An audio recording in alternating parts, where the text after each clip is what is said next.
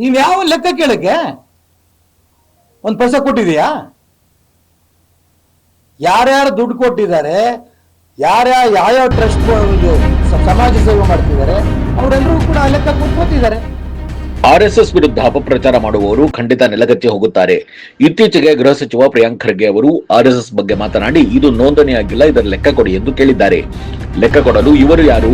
ಈತ ಒಬ್ಬ ಅಯೋಗ್ಯ, ಪ್ರಚಾರಕ್ಕಾಗಿ ಏನೇನೋ ಬಡಬಡಿಸುತ್ತಾನೆ ಎಂದು ಪ್ರಿಯಾಂಕ್ ಖರ್ಗೆ ವಿರುದ್ಧ ಕೆಎಸ್ ಈಶ್ವರಪ್ಪ ಆಕ್ರೋಶ ವ್ಯಕ್ತಪಡಿಸಿದ್ದಾರೆ. ಆರ್ಎಸ್ಎಸ್ ಅಡಿಯಲ್ಲಿ ಸಾವಿರಾರು ಸಂಘ ಸಂಸ್ಥೆಗಳಿವೆ, ನೂರಾರು ವರ್ಷಗಳ ಇತಿಹಾಸವಿದೆ.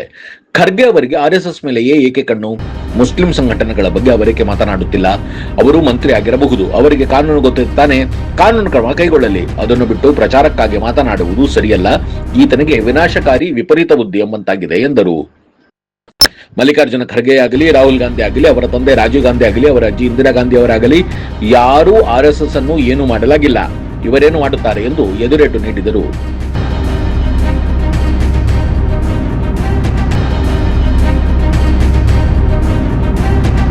ಒಂದು ಸಣ್ಣ ಬ್ರೇಕ್ ನಂತರ ಈಶ್ವರಪ್ಪ ಏನು ಹೇಳಿದ್ರು ಕೇಳೋಣ ಬನ್ನಿ.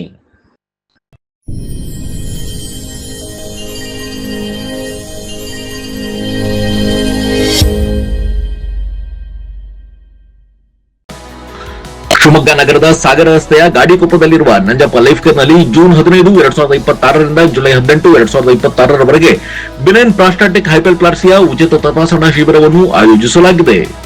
ಸೋಮವಾರದಿಂದ ಶನಿವಾರದವರೆಗೆ ಪ್ರತಿದಿನ ಬೆಳಗ್ಗೆ 10:30ರಿಂದ ಸಂಜೆ 3:30ರವರೆಗೆ ಈ ಶಿಬಿರ ನಡೆಯಲಿದೆ.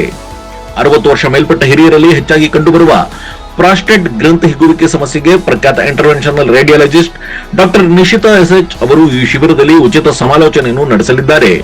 ಪದೇ ಪದೇ ಮೂತ್ರ ವಿಸರ್ಜನೆ, ಮೂತ್ರದ ವೇಳೆ ಉರಿ, ಮೂತ್ರದಲ್ಲಿ ರಕ್ತ ಹಾಗೂ ಕೆಳ ಹೊಟ್ಟೆ ನೋವಿನಂತಹ ಲಕ್ಷಣಗಳಿರುವವರು ಈ ಶಿಬಿರದ ಸದುಪಯೋಗವನ್ನು ಪಡೆದುಕೊಳ್ಳಬಹುದು. ಹೆಚ್ಚಿನ ಮಾಹಿತಿ ಹಾಗೂ ಅಪಾಯಿಂಟ್ಮೆಂಟ್ಗಾಗಿ ಸಂಪರ್ಕಿಸಿ Nanjappa life care, Gadikoppa, Shivamogga. Mobile ಸಂಖ್ಯೆ 8050616525.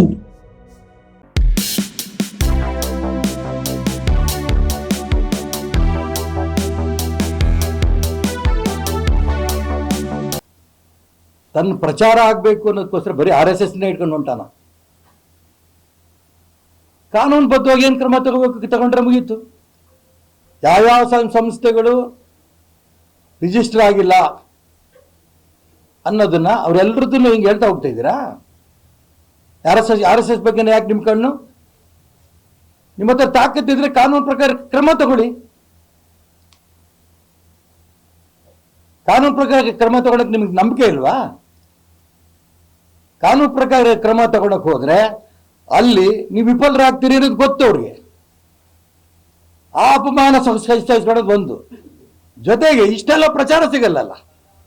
ಇಲ್ಲೂ ಬೆಂಗಳೂರಿನಾಗೂ RSS, ಅಲ್ಲಿ ಗುಲ್ಬರ್ಗಕ್ಕೆ ಹೋದ್ರು ಅಲ್ಲೂ RSS, ಡೆಲ್ಲಿಗೆ ಹೋದ್ರು RSS.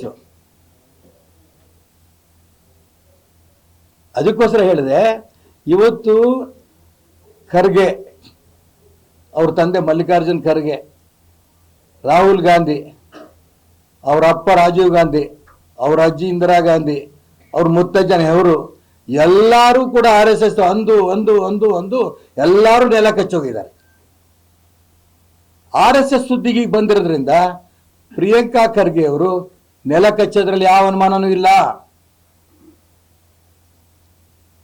ನೀವ್ ಯಾವ ಲೆಕ್ಕ ಕೇಳಕ್ಕೆ ಒಂದು ಪೈಸೆ ಕೊಟ್ಟಿದೀಯಾ? ಯಾರ್ಯಾರು ದುಡ್ಡು ಕೊಟ್ಟಿದ್ದಾರೆ, ಯಾವ್ಯಾವ ಟ್ರಸ್ಟ್ ಸಮಾಜ ಸೇವೆ ಮಾಡ್ತಿದ್ದಾರೆ, ಅವರೆಲ್ಲರೂ ಕೂಡ ಆ ಲೆಕ್ಕ ಕೊಟ್ಕೋತಿದ್ದಾರೆ. ಸಾವಿರಾರು ಟ್ರಸ್ಟ್ಗಳಿದೆ RSS ನೇತೃತ್ವದಲ್ಲಿ. ಇವನು ಏನ್ ಲೆಕ್ಕ ಕೊಡಬೇಕು ಅಂತಿಲ್ಲ. ಲೆಕ್ಕ ತಗೊಳ್ಳೋಂಥ ಸಂಸ್ಥೆಗಳಿದಾವೆ ನಮ್ಮ ದೇಶದಲ್ಲಿ, ನಮ್ಮ ರಾಜ್ಯದಲ್ಲಿ. ಆ ಸಂಸ್ಥೆಗಳಿಗೆ ಲೆಕ್ಕ ಕೊಡ್ತಾ ಇದ್ದಾರೆ, ಲೆಕ್ಕ ಅವ್ರು ತಗೋತಾ ಇದ್ದಾರೆ.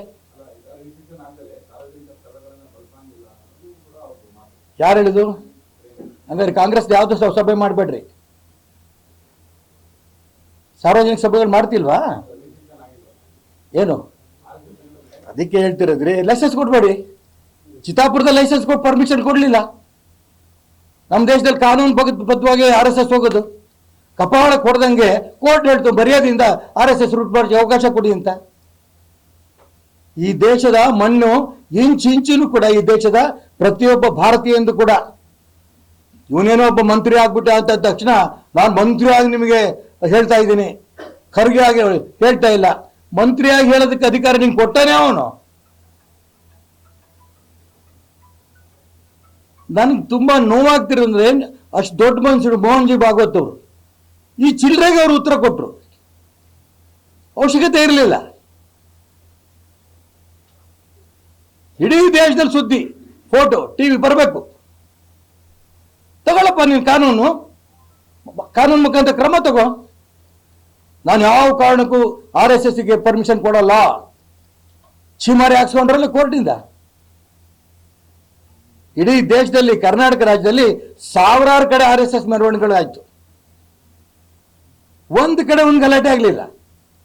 ಭಾರತ್ ಮಾತಾ ಕಿ ಜೈ, ಒಂದೇ ಮಾತರಂ ಅಂತ ಲಕ್ಷಾಂತರ ಯುವಕರು ಬೀದಿನಲ್ಲಿ ಮೆರವಣಿಗೆ ಮಾಡಿದ್ರು.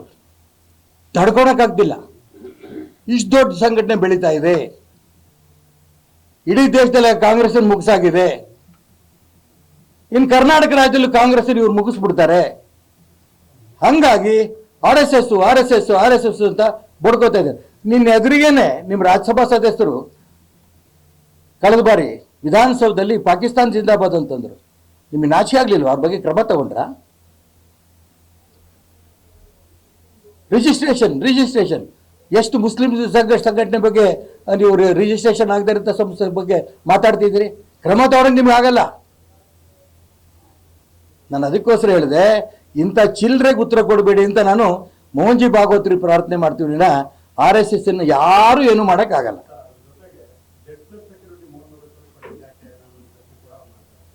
ಕೇಳಿ ಯಾರು? ಅದಕ್ಕೆ ಕೇಳಿದ್ ಇವನು ಯಾವನು ಅಂತ. ಇಡೀ ದೇಶದಲ್ಲಿ, ಇಡೀ ಪ್ರಪಂಚದಲ್ಲಿ ಕೋಟಿ ಕೋಟಿ ಯುವಕರನ್ನ ಇಟ್ಕೊಂಡಿರೋಂಥ ಸಂಸ್ಥೆ RSS. ಅದ್ರ ನಾಯಕ. ಅಂತ ನಾಯಕರಿಗೆ Z+ ಕೊಡೋದು ಇನ್ಯಾರಿಗೆ ಕೊಡ್ಬೇಕ್ರಿ? ಭಯೋತ್ಪಾದಕ ಚಟುವಟಿಕೆಗಳು ಈ ದೇಶದಲ್ಲಿ ಜಾಸ್ತಿ ಇದೆ. ರಾಷ್ಟ್ರಭಕ್ತರು ನಿರ್ಮಾಣ ಮಾಡ್ತಿರೋಂಥ RSS ಸಂಸ್ಥೆ ನೇತಾ ಅವರ ಜೀವಕ್ಕೆ ಬಹಳ ಬೆಲೆ ಇದೆ. ಅದಕ್ಕೋಸ್ಕರ Z+ ಕೊಟ್ಟಿದ್ದಾರೆ. ಇವನು ಯಾವನ್ ಕೇಳೋದಿಕ್ಕೆ? ಇವನ್ ಕೇಳಿದಕ್ಕೋಸ್ಕರ ಕೊಡೋದು ಬಿಡೋದಲ್ಲ. ನಾನು ಅದಕ್ಕೋಸ್ಕರ ಇಷ್ಟೊಂದು ಇಂಪಾರ್ಟೆನ್ಸು ಖಂಡಿತ ಕೊಡಬಾರ್ದು. ನಾನು ಅದೇ ಹೇಳ್ತಿರೋದ್ರಿ.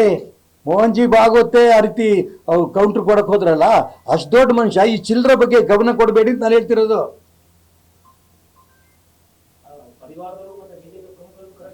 ನಾನು ಏನಪ್ಪ ಹೇಳ್ತಿರೋದು?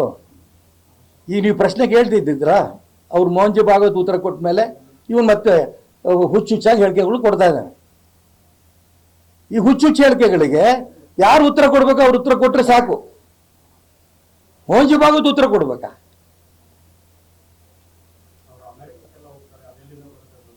ಅದೇ ಇವನು ಯಾವ ಇವರ ಅಪ್ಪನ ಮನೆ ಜೋಬಿಂದ ₹1 ಕೊಟ್ಟಿಯಾನ? ಬೇಕಾದಲ್ಲೂ ಅಮೆರಿಕಕ್ಕೆ ಹೋಗ್ತಾರೋ ಎಲ್ಲಿ ಬೇಕಾದ್ರೂ ಹೋಗ್ತಾರೋ. ಅವರು ಲೆಕ್ಕ ಕೇಳೋರು ಕೇಳಿ ಎಲ್ಲಿ ಕೊಡ್ತಾರೆ?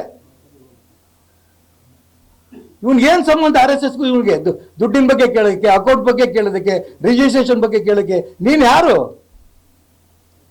ಮಂತ್ರಿನ? ಕಾನೂನು ಬಗ್ಗೆ ಕ್ರಮ ತಗೋ. ಸಾಮಾನ್ಯ ಜನರಿಗೆ ಅರ್ಥ ಆಗುತ್ತೆ. ಪ್ರಿಯಾಂಕಾ ಖರ್ಗೆಗೆ ಬಹಳ ದೊಡ್ಡ ಮನುಷ್ಯ ಆಗಕ್ಕೆ ಹೊಂಟಿದ್ದಾನೆ. ನಿರ್ನಾಮವಾಗಿ ಹೋಗ್ತಾರೆ. ಯಾರ್ಯಾರು ಇದು ತುರ್ತು ಪರಿಸ್ಥಿತಿನಲ್ಲಿ ಬ್ಯಾನ್ ಮಾಡಿದ್ರು. ಉಳಿದ್ರ ಶ್ರೀಮತಿ ಇಂದಿರಾ ಗಾಂಧಿ ಅವರು. ಅದಕ್ಕೆ ಹೇಳ್ತಾರೆ ವಿನಾಶಕಾಲಿ ವಿಭೃತಿ ಬುದ್ಧಿ ಅಂತ. ಬುದ್ಧಿನೂ ಇಲ್ಲ, ಲದ್ದಿನೂ ಇಲ್ಲ ಅವನ ಹತ್ರ. ಅಯೋಗ್ಯ. ನಾನು ಅದಕ್ಕೋಸ್ಕರ ಹೇಳ್ತಾ ಇರೋದು, ಬಹಳ ದೊಡ್ಡವರು ನಾನು ಪ್ರಾರ್ಥನೆ ಮಾಡ್ತೀನಿ, ಇವನಿಗೆ ತಳ್ಳಿಬಿಡಿ. ಕಸ ಇದ್ದಂಗಿದು. ಈ ಕಸಕ್ಕೆ ಉತ್ತರ ಕೊಡಬೇಡಿ. ಇದು ತಗೊಂಡ ಡಸ್ಟ್ಬಿನ್ ಅಲ್ಲಿ ಅನೇಕ ರಾಜ್ಯಗಳಲ್ಲಿ ಕಾಂಗ್ರೆಸ್ ಪಕ್ಷಕ್ಕೆ ಹಾಕಾಗಿದೆ. ಬರುವಂತ ದಿನಗಳಲ್ಲಿ ಈ ಕಾಂಗ್ರೆಸ್ ಪಕ್ಷಕ್ಕೆ ಕರ್ನಾಟಕ ರಾಜ್ಯ ಸರ್ಕಾರನು ಕೂಡ ಮೂಲೆ ಎಸೆತಾರೆ. ಇಂಥ ವ್ಯಕ್ತಿ ಮಾತಾಡ್ತಿರೋದು ನೋಡಿ.